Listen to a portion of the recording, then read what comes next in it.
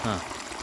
Tilaknagar company, Belapur Dighe road, Ahilyanagar या ठिकाणी असणारी कंपनी गेल्या अनेक वर्षापासून चालू आहे. आणि त्या कंपनीचे केमिकलयुक्त पाणी आमच्या जमिनीमध्ये उतरलेले आणि त्या पाण्यामुळे हे बघा तुम्ही बघू शकता अशा पद्धतीचं पाणी. आणि हे पाणी आम्ही ह्या जमिनीला देतोय, पण ह्या जमिनीमध्ये आम्हाला कुठल्याही प्रकारचं उत्पन्न भेटत नाही. आता इथं पाऊस झाल्यामुळे हे पिकं चांगले आलेले, पण हे पाणी आम्ही कुठल्याही प्रकारचं जमिनीला वापरू शकत नाही. आणि प्रदूषण नियंत्रण मंडळ अधिकारी अहिल्यानगर यांनी आम्हाला रिपोर्ट दिला आहे तर हे पाणी चांगलं आहे म्हणे.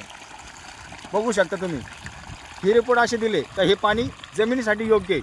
आता तुम्ही हे पाणी बघू शकता तर हे पाणी जमिनीसाठी चांगलं आहे का. त्यानंतर आम्ही वारंवार तक्रारी केलेल्या आहे, आंदोलनं केलेले, उपोषणं केले. आता अहिल्यानगरमध्ये प्रांत अधिकारी, तहसीलदार, कलेक्टर यांना सगळ्यांना निवेदन दिलेले, तरी देखील कुठल्याही प्रकारची कारवाई केली नाही. त्यानंतर आता मुंबई या ठिकाणी आझाद मैदान या ठिकाणी आम्ही उपोषण आंदोलन आमचे चालू आहे, तरी देखील आमदार, खासदार, मंत्री फडणवीस साहेब, शिंदे साहेब यांनी कुठल्याही प्रकारची दखल घेतली नाही.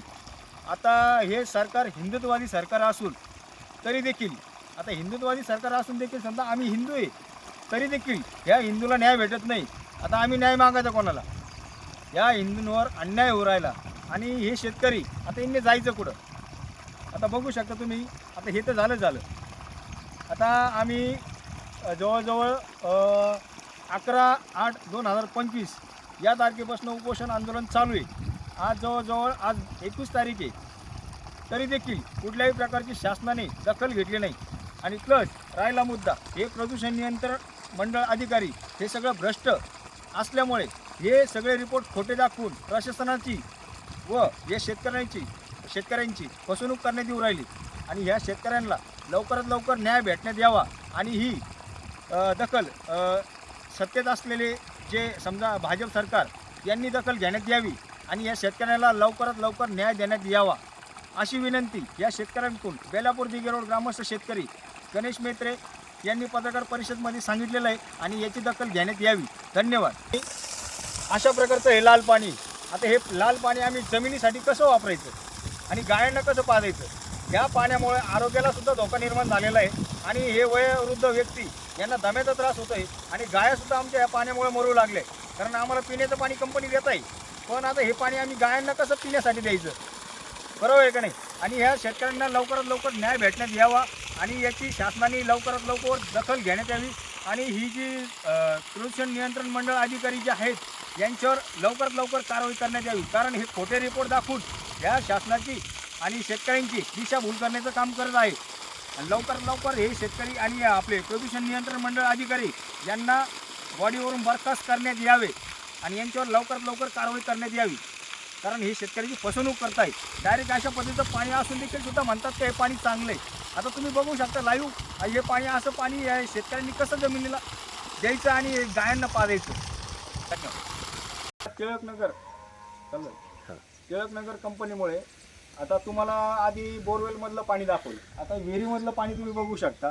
आता इतकं, आता हे दगड टाकून दाखवत तुम्हाला, हे बघा तुम्ही अशा पद्धतीचं पाणी, हे पाणी आम्ही गायांना कसं पाजायचं आणि गाया आमच्या ह्या पाण्यामुळे मरू लागलेल्या आहे आणि आम्ही न्याय मागायचं कोणाला. आता सत्तेमध्ये असणारी संस्था आपले सरकार म्हणजे भाजप सरकारला आम्ही वारंवार विनंती केलेली आहे. मुख्यमंत्री एकनाथ शिंदे असेल, फडणवीस साहेब असेल किंवा देवेंद्र फडणवीस सगळ्यांना निवेदन दिलेलं आहे, तरी देखील कुठल्याही प्रकारची आमच्या बाबतीत दखल घेतलेली नाही. या सरकारला एकच विनंती की या सरकारने या शेतकऱ्याला लवकरात लवकर न्याय देण्यात यावा. बेलापूर दिघे रोड, तालुका श्रीरामपूर, जिल्हा अहिल्यानगर या ठिकाणी असणारी टिळकनगर इंडस्ट्रीज कंपनी गेल्या अनेक वर्षापासून चालू आहे. आणि त्या कंपनीमुळे या भागातील शेतकरी यांच्या जमिनीमध्ये लाल पाणी उतरल्यामुळे या शेतकऱ्यांचे मोठ्या प्रमाणात नुकसान होत आहे. आणि त्या पाण्यामुळे या भागातील शेतकऱ्यांना आरोग्याला देखील धोका निर्माण झालेला आहे. यांना म्हणजे त्वचा रोग होणे, वयस्कर व्यक्ती म्हणजे वयोवृद्ध व्यक्ती यांना दम्याचा त्रास होणे. आणि हे भागातली शेतकऱ्यांच्या गाया, आता शेतकऱ्यांचं उत्पन्न साधन म्हणजे शेती, आता शेती व उत्पन्न साधन म्हटल्यानंतर ह्या लाल पाण्यामुळे ह्या गाया मरू लागलेल्या आहे. आम्ही त्या व्हिडिओमध्ये दाखवलेलं हे पाणी कशा प्रकारचे आणि प्रदूषण नियंत्रण मंडळ अधिकारी अहिल्यानगर यांनी रिपोर्टमध्ये दाखवलंय की हे पाणी चांगलं आहे. आता यांना लाज वाटायला पाहिजे का हे पाणी चांगलं आहे म्हणता. अहो हे जमिनीसाठी आणि गायांना पाणी पिण्यासाठी योग्य नाही. हे डायरेक्ट आम्ही स्पष्टीकरण केलेलं आहे. तरी देखील हे खोटे रिपोर्ट दाखवून असं वाटतंय की हे शेतकऱ्यांना म्हणजे न्याय भेटत नाही आणि कंपनीने यांना काहीतरी गोलमाल केलेला आहे असं काहीतरी वाटून दिसायला लागलेलं आहे. आणि प्रशासनाला विनंती आहे की ह्या प्रदूषण नियंत्रण मंडळ अधिकारी यांच्यावर मोठ्या प्रमाणात कारवाई करण्यात यावी आणि यांना ह्या प्रदूषण नियंत्रण मंडळ अधिकारी यांना निलंबित करण्यात यावे. कारण हे खोटे रिपोर्ट दाखवून प्रशासनाची व शेतकऱ्याची दिशाभूल करण्याचं काम करतायत. आणि हे शेतकरी आता हे लहान लहान मुलं बघू शकता तुम्ही, यांना त्वचा रोग आणि अंगाला म्हणजे असं खाजू होऊ राहिली, म्हणजे मोठ्या प्रमाणात आजार होऊ लागलेले आणि म्हणजे वयोवृद्ध व्यक्ती यांना दम्याचा त्रास होतोय. या प्रशासनाने लवकरात लवकर दखल घेऊन आणि ह्या शेतकऱ्यांना लवकरात लवकर न्याय देण्यात यावा. आणि आता भाजपचं सरकार आहे, सत्तेमध्ये हिंदुत्वाचं सरकार आहे. उद्धव ठाकरे आता हे सत्तेमध्ये नाही आहे, पण आता शिंदे साहेब आहे, एकनाथ साहेब शिंदे यांनी सत्तेमध्ये असून देखील सुद्धा या शेतकऱ्यांना कुठल्या प्रकारचा न्याय दिलेला नाही. आता आझाद मैदानावर उपोषण आमचं चालू आहे. आता गेले 11 तारखेपासून 11/8/2025 तेव्हापासून उपोषण चालू आहे. तरी देखील शासन कुठल्याही प्रकारची दखल घेत नाही.